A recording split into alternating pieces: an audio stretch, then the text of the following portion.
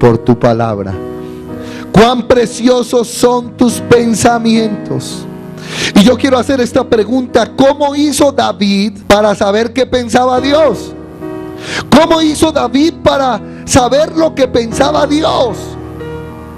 Porque cuando David dijo cuán preciosos son tus pensamientos, Dios pudo determinar en la vida de David una facultad especial para que él supiera cuáles eran los pensamientos de Dios.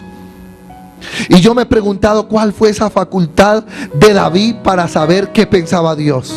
¿A usted le gustaría saber qué pensaba Dios? Y que cuando usted ve qué está pensando Dios, siente, escucha qué está pensando Dios, pueda decir: oh.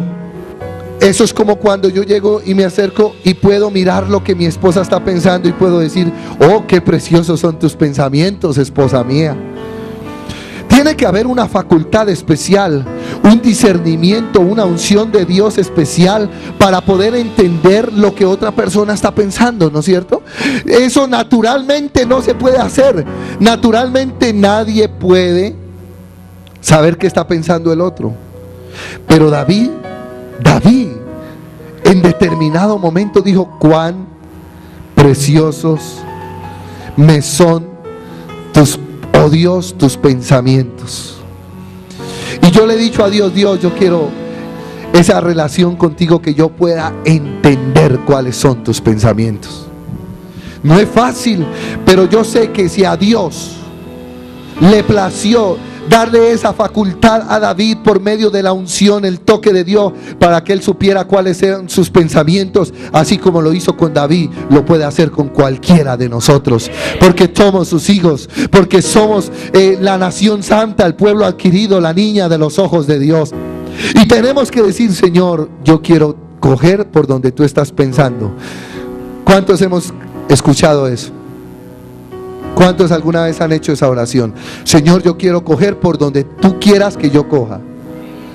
Hasta ahí está bien.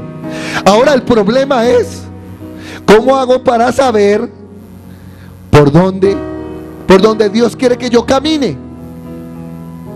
Pero ¿cómo hago para saber cuáles son las sendas, los caminos que Dios ha trazado para que yo coja por ellos? Pero la Biblia dice que David, de una forma sobrenatural, pudo experimentar cuáles eran los pensamientos de Dios. Y lo que yo quiero decir es que, hermanos, muchas veces nosotros nos metemos en problemas y muchas veces tenemos dificultades y problemas, pero la dificultad que nosotros tenemos es que rodeamos esos problemas y no podemos salir de esos problemas. Pero en todo problema y en toda dificultad hay una solución, hay una respuesta de Dios. Y la respuesta de Dios está en el pensamiento de Dios, porque Dios ya tiene la solución para mi problema. Dígale al que está a su lado: Dios ya tiene la solución para tu problema. Es tremendo. David a toda hora entendía los pensamientos de Dios, porque él dice: si yo los enumerara, se multiplicarían más que la arena. O sea que no fue de vez en cuando que David vio el pensamiento de Dios, sintió el pensamiento de Dios, escuchó el pensamiento de Dios. Era seguido. ¿Cuántos quieren seguido escuchar el pensamiento de Dios? Señor, aquí en este problema, ¿qué hago? En esta dificultad, ¿qué hago? En estos momentos, ¿qué hago? Y David salía de muchos problemas y de muchas dificultades porque él veía, sentía, escuchaba el pensamiento de Dios. Y yo quiero en esta mañana que todos salgamos aquí escuchando el pensamiento de Dios.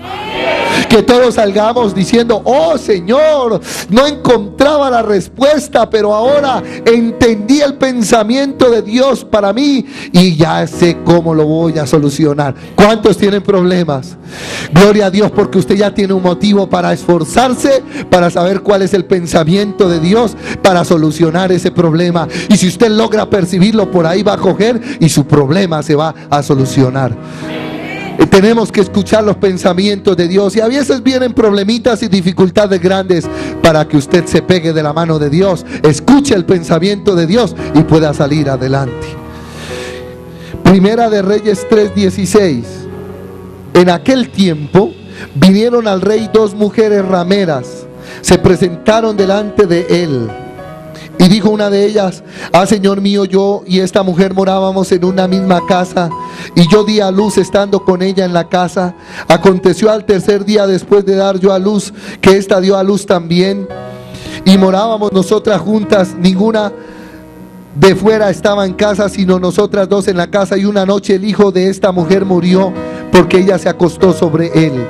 Y se levantó a medianoche y tomó a mi hijo de junto a mí, estando yo tu sierva durmiendo. Lo puso a su lado y puso al lado mi hijo, su hijo muerto. Y cuando yo me levanté de madrugada para dar el pecho a mi hijo, he aquí que estaba muerto. Pero lo observé por la mañana y vi que no era mi hijo, el que yo había dado a luz. Entonces la otra mujer dijo: no, mi hijo es el que vive y tu hijo es el muerto. Y la otra volvió a decir: no, tu hijo es el muerto y mi hijo es el que vive. Así hablaban delante del rey. Hay dos mujeres que tienen un problema en el pueblo. Las dos mujeres vivían en la misma casa. A la una le nació un niño, al tercer día a la otra le nació el niño. Juntas tienen su niño, pero a una se le muere el niño, y mientras a una se le muere el niño, la otra va y coge el niño y lo cambia. Y entonces les preguntan en el pueblo, y en todo lado empieza la pelea: no, mi hijo es el vivo. La otra: mi hijo es el vivo, el suyo es el muerto. Y empieza esa pelea. Empiezan todo el mundo a preguntar: oiga, ¿qué fue lo que sucedió? Ella me quitó mi hijo. La otra dice: no, la que me quitó el hijo fue usted. Y empezó el agarrón. Vienen los oficiales y preguntan. Los oficiales preguntan: bueno, ¿qué es lo que sucedió? Esto sucedió y esto sucedió. Entonces los oficiales dicen: digan la verdad. Una se para firme y dice: mire, el problema es que ella me quitó a mi hijo y me lo cambió. Y la otra se para firme también y dice supuestamente también la verdad: el problema es que ella me cambió el hijo. Y empiezan a indagar y ninguna de las dos mujeres se echa para atrás.